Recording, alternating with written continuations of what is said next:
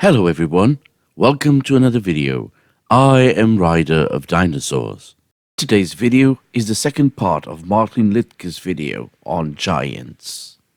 And before we get started, a big thank you to all my Patreons and your continuous support. And a big welcome to Clifford Reynolds as my new Patreon.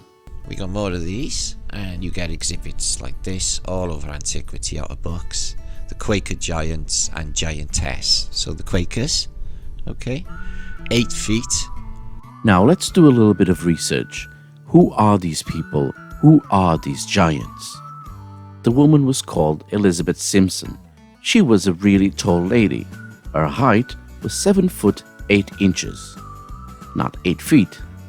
Not a big difference, but still some. The man was called Robert Hales, also 7 foot and 8 inches.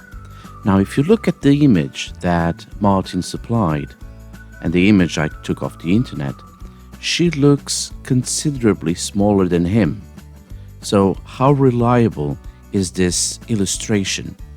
He was born in 1820, and at the time, the average height of the common citizen was 5 foot 5. Now if you look at the illustration, he seems to be at least twice the normal people. That would put him over 10 feet tall. Not a very reliable illustration, is it? And now, for the first time in history, ladies and gentlemen, a photograph of the flat Earth. Now this was put up on Lee's post, and it's supposed to be a photograph of flat Earth. But I don't think you get a camera lens that big, and the clouds are all like just massive fuck off clouds, and there's no sun and moon. But apart from that, wow, what a fantastic photograph! If only. If only. Aw, bless his heart. I almost feel sorry for him. He wishes so hard for a photo of the flat Earth. Could have been altered. You think? This might all be true. So let me get this straight. This is fake, but this might be true. I don't know what's up with you flips. Images from NASA are fake, but this fake image is real, or it could be real. Now we the Globers like to do our own research because you guys tell us to do it all the time.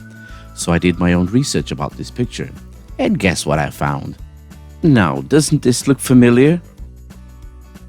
Can you see what I see? Look here. And here, it's exactly the same. What about these lakes here? And here, aren't they the same ones? Let's try this in a different way. So this is Martin's image, and this is the other image. Isn't that weird? They match so perfectly. Now what is this and what does it say? Well, it's in Spanish. It says the mysteries of the crater of... I can't pronounce that Chicxulub or something like that. I'm going to be crucified, aren't I?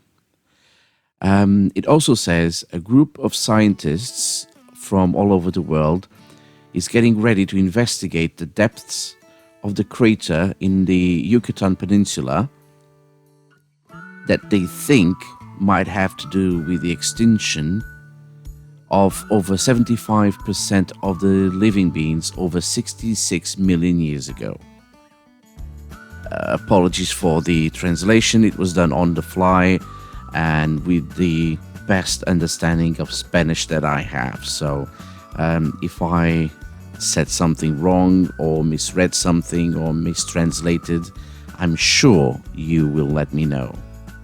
So yeah, flat earthers are ready to believe a clearly photoshopped image, but they can't believe a photo taken from space of the entire planet. There's land out here, look. Lots of land out here. So now there's more land outside the flat Earth? And where's the ice wall? I don't see any ice. What are these? These stars? And that's it. He says absolutely nothing else and moves on to giants again. So he kind of ping-pongs between the two subjects. Apologies for that. I'm just following his timeline.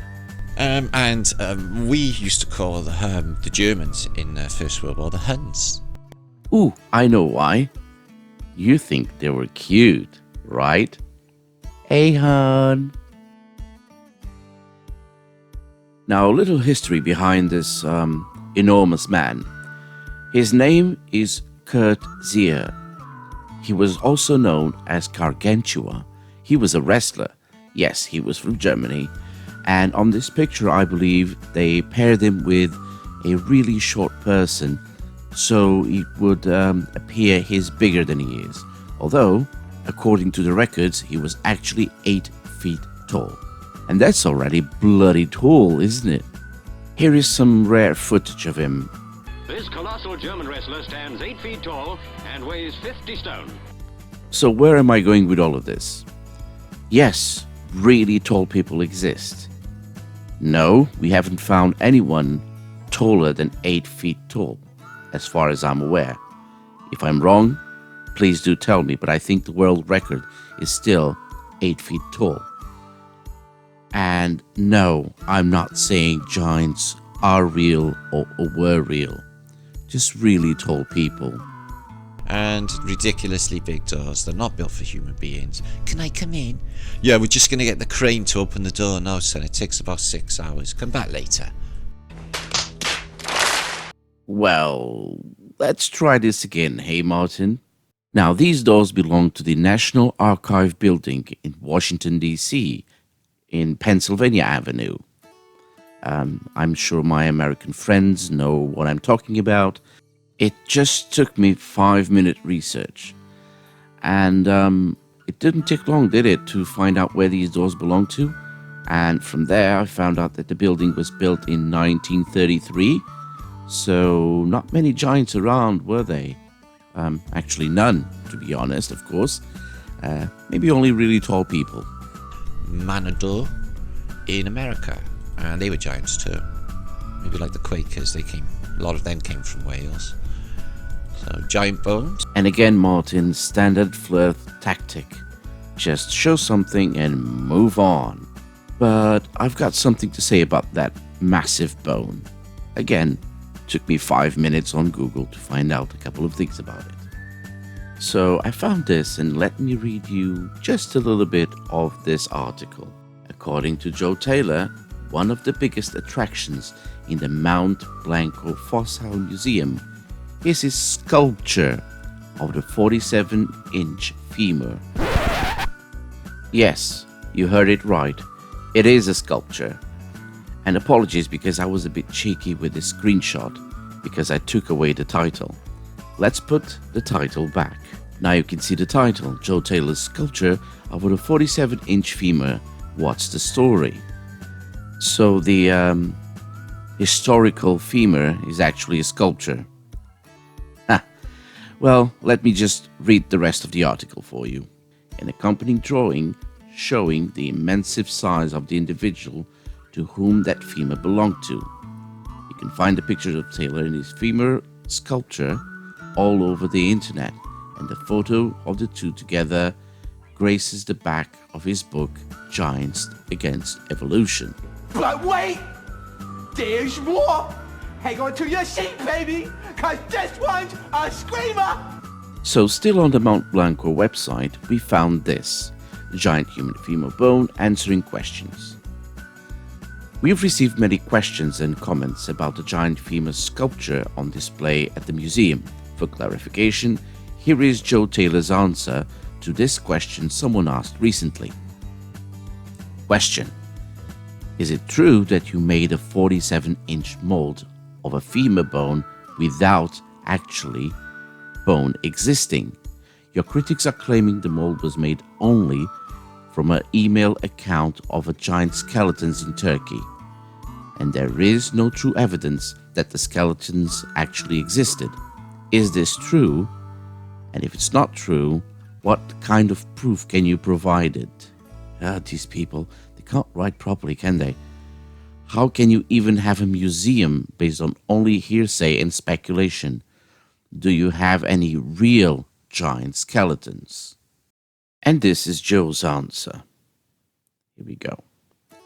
It's true that I sculpted a femur, 47 and a half, 120 centimeters, based on a report in a newsletter where it was reported on by the construction engineer who found it and other skeletons the same height.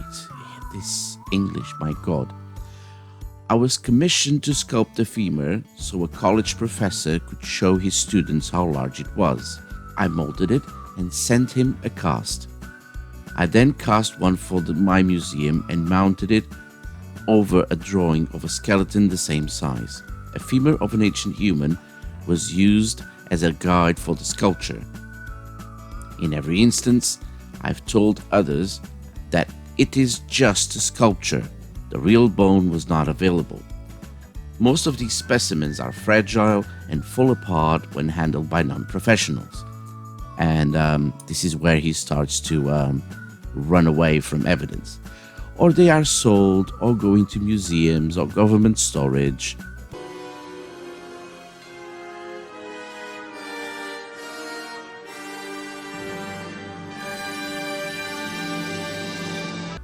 Very Indiana Jones alike, isn't it? And are not available to the public. The sculpture is the same size as that of King Og mentioned in the Bible. All museums have casts of specimens as well as the real bones. Some have sculptures based on reports only, as this one. I think I'm gonna need a quote on that one, Joe, because as far as I'm aware, no museum creates casts based on reports only. If you'd like to browse the article and the actual response from Joe, I'll put the links in the description of this video. Do you think if I showed Martin these pictures, he would believe them? He would think them to be true? These are just Photoshop from a contest from a website called Design Crowd. I'll leave the link in the description. And this is all I have for you today. Before I end this video, I just want to leave you with a message. Come on, people. Don't just believe things blindly. You tell us all the time to do our own research. How about you take just a little bit of your own medicine? Just Google things for 5 minutes. That's what I did. And I found all of this information on the pictures that you provided. I hope you enjoyed it. See you on my next video.